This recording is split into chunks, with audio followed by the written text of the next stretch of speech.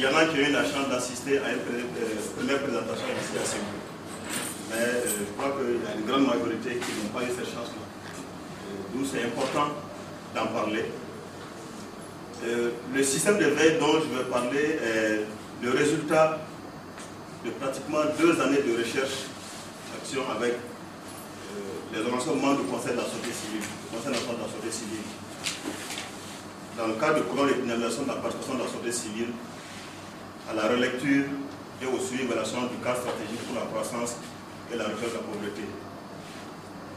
Et il y a eu d'abord des études qu'on a réalisées pour voir qu'est-ce que la société civile peut faire pour suivre la mise en œuvre, d'abord la réécriture et la mise en œuvre du cadre stratégique pour la lutte contre la pauvreté. Et les résultats de cette étude-là, il y a des choix qui ont été faits et qu'on a essayé de traduire en un dispositif que je vais essayer de vous présenter. Mais je veux le faire avec le schéma que Togo a déjà présenté pour que vous puissiez faire la relation directe entre ce que le groupe suivi budgétaire est en train de faire et ce qui a déjà été fait par le Conseil national et ses partenaires. Parce qu'on ne veut pas vraiment qu'il y ait des langages discordants entre nous. C'est très important. Alors, il était prévu dans le cadre du programme de dynamisation, la mise en place d'un système qui puisse permettre à la société civile de suivre ce que l'État et ses partenaires sont en train de faire pour la réduction de la pauvreté au Mali. Alors nous avions le choix entre trois formules. Avoir un système propre à la société civile qui se fait sans regarder ce que l'État est en train de faire. Nous choisissons nos indicateurs, on choisit nos façons de travailler, là où on veut travailler, nous faisons notre travail et on rend compte à qui nous voulons. C'était une première proposition. Une deuxième, non, au lieu de faire ça, mais il y a l'État qui a déjà tracé un schéma, on entre là-dedans et on travaille avec eux. Troisième proposition, alors, faites un dispositif qui se met entre les deux, qui a son autonomie, mais qui s'insère dans ce qui est déjà prévu par l'État. Donc on avait à faire le choix entre ces 3 formules et pour ceux qui ont participé aux différents ateliers qu'on a menés d'octobre à décembre 2007, alors finalement on a choisi la 3e alternative que nous avons appelée le modèle participatif contributeur. Participatif parce qu'on participe à la mise en œuvre de ce que l'État a prévu. Contributeur parce qu'on vient renforcer ce que l'État est en train de faire, mais pas en le suivant, tout simplement, mais en disant qu'est-ce que nous, on a pu voir là-dedans. Donc, on a notre autonomie à l'intérieur, nous pouvons fonctionner, même si le dispositif de l'État ne marche pas, nous, on va marcher, mais on ne va pas vraiment être là pour juste la contradiction. Depuis le niveau de la commune, il y a ce qu'on appelle le comité communal de veille citoyenne. Et ce comité est structuré sur la base de la représentation de la société civile et sur la base des fonctions que la société civile veut faire en matière de veille. S'agissant des relations entre les comités et les commissions, cela a été défini. Mais nous avons au niveau des cercles des organisations déjà en place, n'est-ce pas? Alors, quelles seront les relations entre les nouvelles instances-là qu'on va mettre en place, avec la coordination locale, par exemple, d'un cercle donné, si la question est. Bon, par ailleurs, suite au renseignement fourni par le camarade, comment il s'appelle encore, celui qui vient de nous quitter, voilà. Maintenant, je voudrais savoir, parce que moi, vraiment, j'ai mal compris ce passage,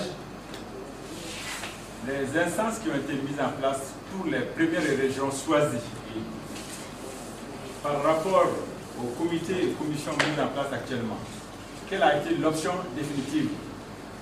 J'en ai fini. Merci. Moi, ce serait par rapport au choix des politiques. Je constate que dans l'exposé qui nous a été fait depuis ce matin, je veux savoir le rôle que joue la société civile dans les choix des politiques. Au moment où on choisit les politiques, quelle est comment la société civile influe sur une politique donnée, par exemple. Le sud veut venir, on va suivre un budget qui provient d'une politique, par exemple, dont au finish, par exemple, on ne verra pas l'impact sur la société. Vous avez dit dans votre discours en premier lieu que c'est des milliards chaque année et que jusque-là, le Mali n'a pas encore son développement social et économique. Donc, par rapport au choix d'une politique, est-ce que la société civile, par exemple, est parvenue à dire non à cette politique parce qu'elle n'a pas d'impact réel sur la population? Et je veux dire également que dans le schéma, je ne vois pas vraiment cette partie de la politique, le choix de la politique, c'est ce que je veux. Parce qu'il ne faudra pas suivre simplement un budget qui, au finish, je l'ai dit déjà, je crois, n'a pas d'impact sur la population. Voilà ce que je veux dire, le choix. Alors, ma première intervention, c'est tout à fait un petit rappel par rapport à nos assises dernières, en ce qui concerne une vaste campagne de sensibilisation sur le bien fondé même de la société civile, dont nos bases, le plus clair de nos bases souffre aujourd'hui. C'était un rappel, ça veut dire que le problème avait été préalablement posé. Ensuite, la notion de choix, si vous avez des choix de sites, toujours à titre d'essai, si vous avez pensé, si vous avez retenu des critères de choix, parce que je me souviens, des ressortissants, même des gens qui ne sont pas des communes peuvent le témoigner, en ce qui concerne la lutte contre la pauvreté dans la région, le plus souvent, on prend d'autres régions, d'autres cercles qui ne se comparent même pas à notre texte. Ce n'est pas pour faire le cas spécifique de Tomia, la défense spécifique du cas de Tomia, c'est pour vous rappeler sur cet aspect de la chose. Si c'est pour effectivement lutter contre la pauvreté, alors il faut essayer de dégager un certain nombre de critères qui tiennent en compte cet aspect. Voilà, c'était ce que je voulais dire. Par rapport à... C'est l'organigramme, on peut l'appeler? Oui. Bien. Donc par rapport à l'organigramme, alors ça m'amène à revenir un peu en arrière. Vous m'excusez beaucoup, hein? Parce que quand on dit suivi, quelqu'un qui suit, il est obligé d'évaluer. Et quand il évalue, il est obligé d'apprécier, en bien ou en mal. Alors beaucoup de gens, et même nos conférenciers, alors nous ont toujours dit, c'est pas la police, c'est pas faire du mal à quelqu'un. Mais si quelqu'un fait mal, qu'est-ce qu'on doit lui faire? Même si localement on ne fait rien, si l'idée remonte, qu'est-ce qu'on doit faire? Parce que quelqu'un ne peut pas mal faire et puis le laisser partir, c'est pas bon. Ça, c'est nous pétrir encore dans la pauvreté.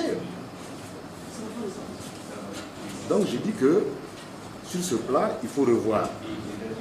Et ensuite, quelqu'un qui voit l'organigramme et qui n'a pas assisté à cette réunion, alors la dernière flèche qui quitte les communes pour aller directement à la nationale s'arrête en cours de chemin, hein. Il se croise au milieu et puis ça s'arrête. Donc moi je voudrais qu'on complète un peu le schéma là avec une flèche. Une flèche supplémentaire, si vous permettez. Oh, allez-y s'il vous plaît. Je veux dire, l'information qui est ici, elle arrive là. Mais on ne voit pas comment ça remonte. Si on pouvait mettre une flèche là. Je vais parler un peu sur les dispositifs. Parce qu'on a un peu focalisé le débat sur le dernier rubrique, la commission communale de suivi. Et moi je pense que pour faire un suivi,